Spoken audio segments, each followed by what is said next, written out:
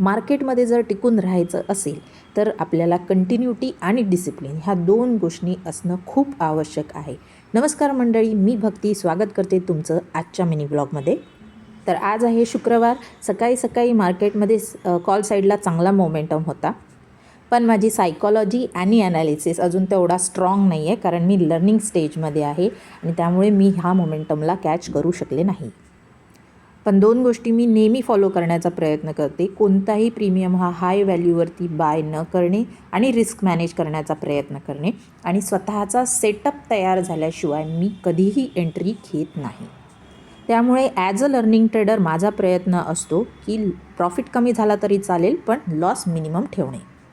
ट्रेडची वाट बघत असताना मी आरोग्यासाठी चांगली असलेली कारल्याची भाजी, आमटी आणि भात जेवण करून परत एकदा ट्रेडसाठी बसले होते आणि आजचा प्रॉफिट तुम्ही बघू शकता माझ्या स्क्रीनवरती.